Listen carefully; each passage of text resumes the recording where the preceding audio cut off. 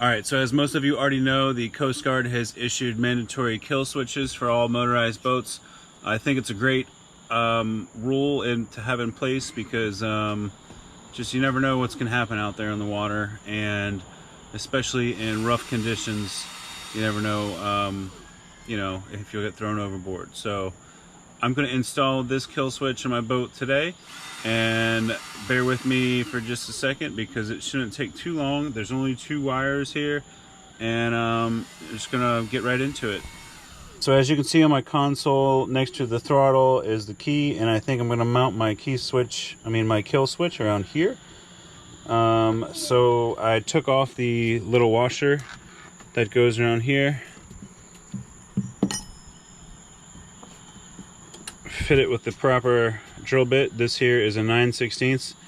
This is a spade bit, not ideal for going through this sort of material. This is more of a wood bit, but I think it's going to work, so we're going to give that a shot.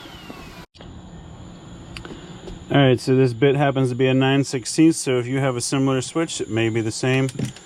But go ahead and get this drilled out, move on to the next step.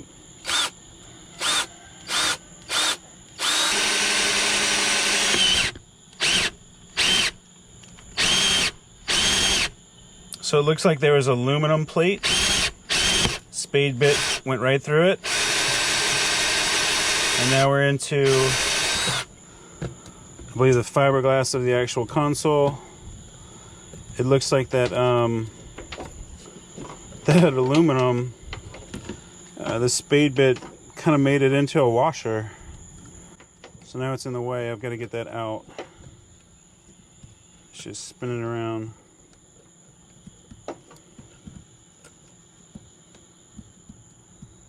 See if I can push that out the way.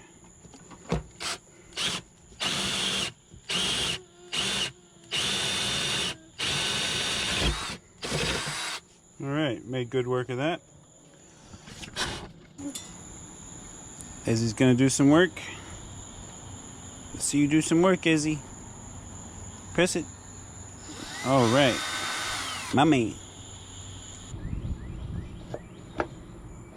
There it is. Nearly there.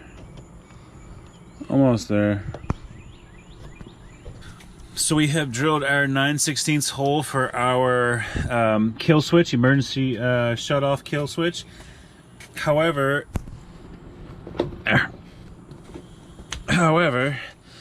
as you can see, the plywood and fiberglass up underneath is pretty thick, and it wouldn't allow the switch to get all the way through here in order to be able to screw the nut back onto these threads here.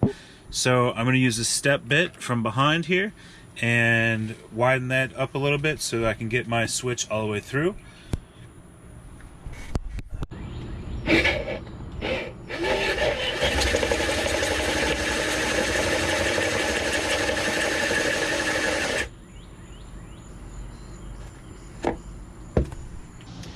Alright, so after much more drilling and much more mess than I thought I would have, this step-up bit did seem to work. So I just, actually, I'll pull this apart and show you exactly what I did.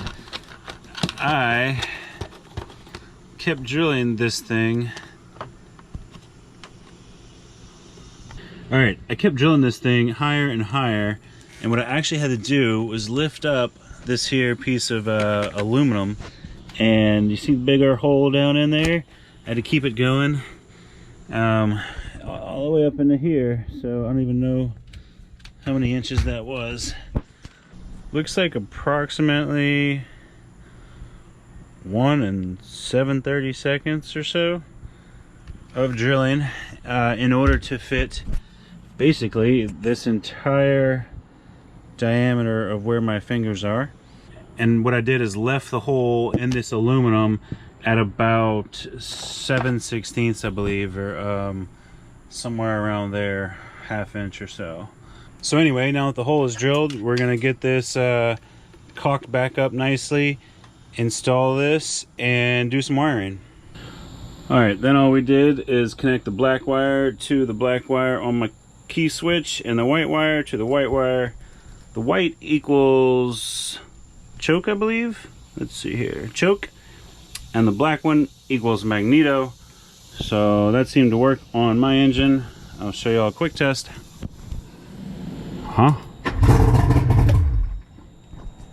Ta-da! So emergency lanyard came right out of here. As soon as it did, it killed. We're gonna hook the key switch back up and clean up this mess. So thanks for watching, guys. I hope you all enjoyed that. I hope that makes sense out of your key switches. And like I said, I just wanted to keep this thing super simple and quick because nobody wants to watch a 20-minute video on how to wire 2 wires. So thanks for watching. Have a good one.